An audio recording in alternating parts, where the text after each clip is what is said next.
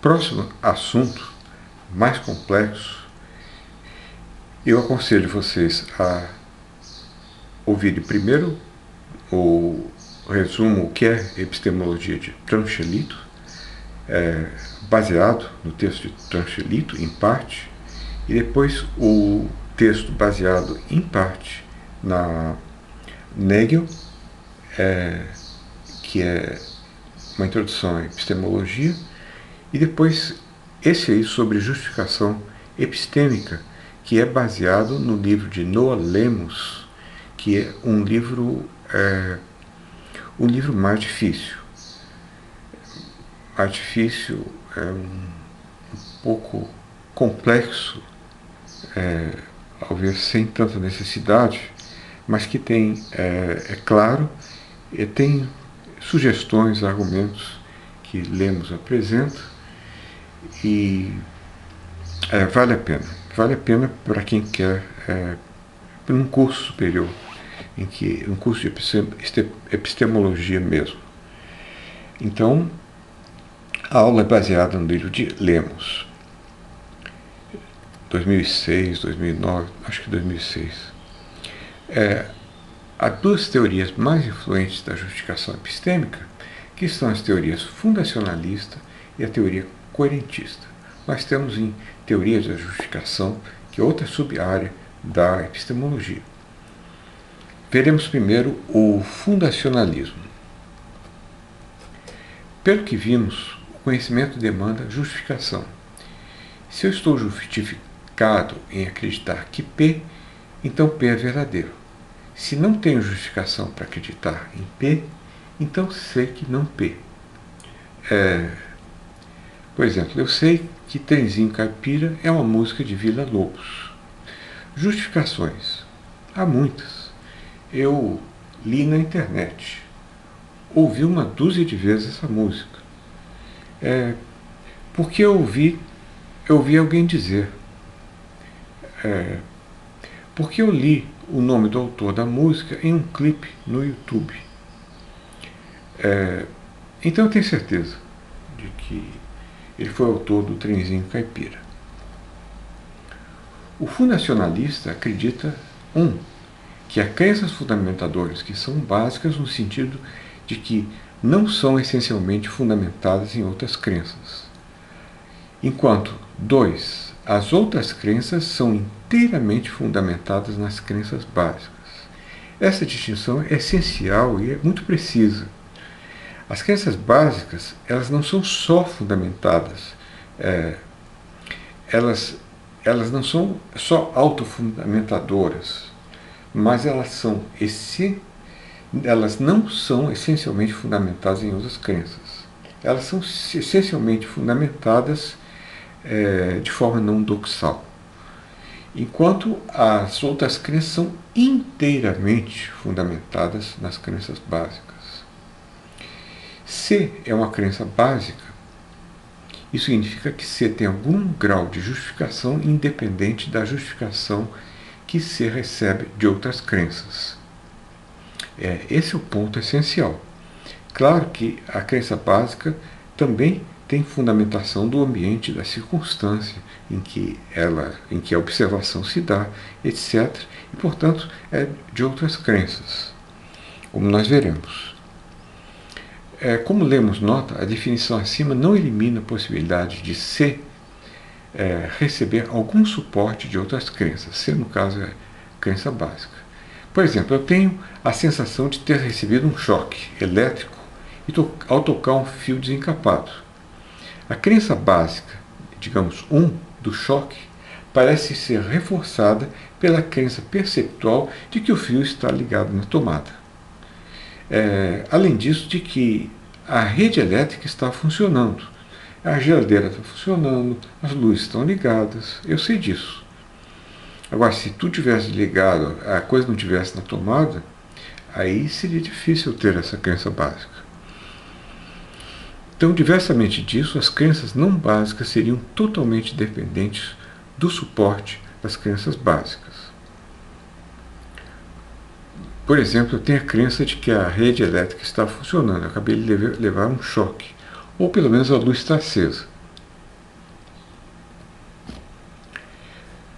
Quais seriam as crenças básicas? As crenças da lógica e da matemática, o princípio da não contradição, não é possível que P e não P, não é possível que uma coisa seja ou não seja ao mesmo tempo sob o mesmo aspecto. Eu creio que 2 mais 2 é 4. 2. As crenças em nossos próprios estados mentais. Essas também seriam crenças básicas, crenças ditas fenomenais. Eu creio que sinto dor. Não tem como. É difícil. Eu creio que tenho um pensamento. Eu creio que tenho a crença de que estou sentado. Diversamente a crença que eu estou sentado, que pode estar errada, eu posso estar meio tonto. Agora, a crença de que eu tenho, de que a crença de que eu estou sentado é verdadeira, essa é uma crença que eu não poderia errar. As justificações podem formar séries em que C1 é justificada por C2, que é justificada por C3, etc., ou geralmente árvores justificacionais, uma vez que C1 pode ser justificado por várias crenças básicas, C2, C4, C5, ou C1 ser justificado por C2, C3, C4, que não seriam crenças básicas, formando uma árvore que vai aumentando cada vez mais, até o pé em que você encontra uma série de crenças básicas, não doxais. Disso surgem argumentos, como o argumento do regresso, segundo o qual, quando pensamos no suporte epistêmico de uma crença, que uma crença dá a outra, há 4 opções, de novo a mesma coisa. Primeiro, a série de justificações termina em uma crença não justificada. Segundo, a série de justificações não tem fim, contendo um número infinito de crenças. A série de justificações é circular e a série de justificações termina em uma crença básica não doxal.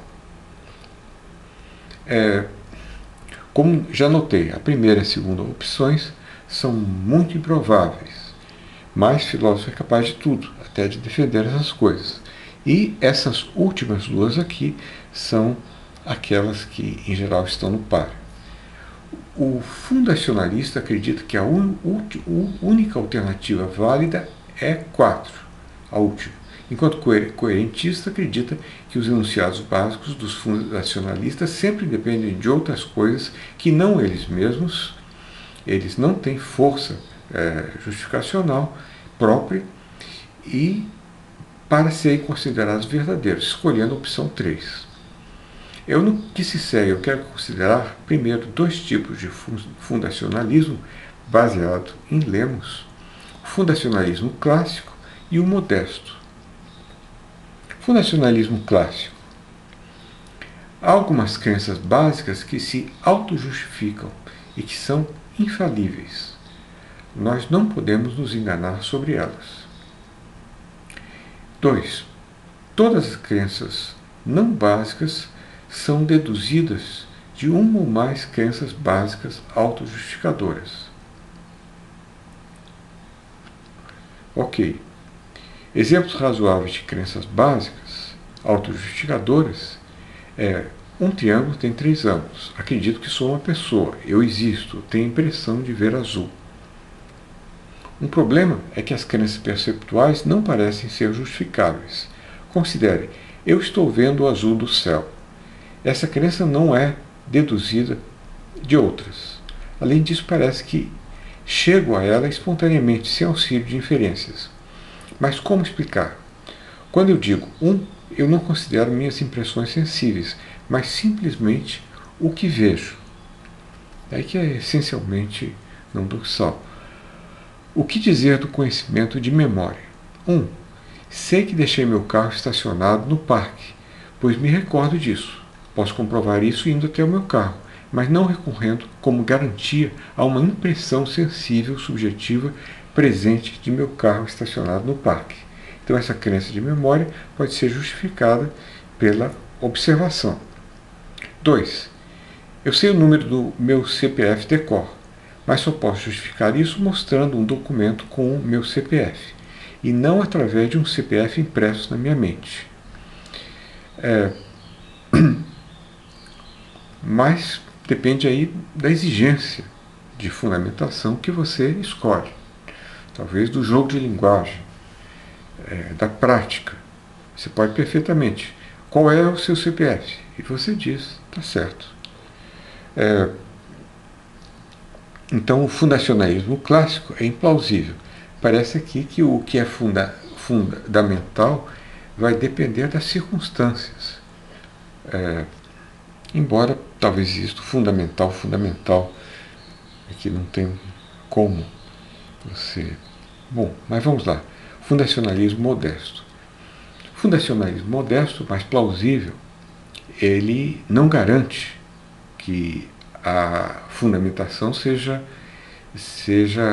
fundamentadora. Ela pode ser falsa, pode ser enganosa.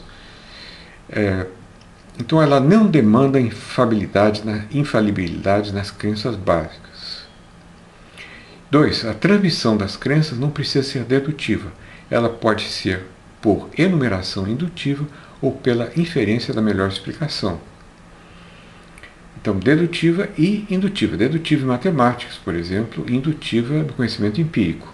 Como as crenças básicas não são infalíveis, elas podem ter um escopo muito maior, incluindo crenças perceptuais e crenças e memórias.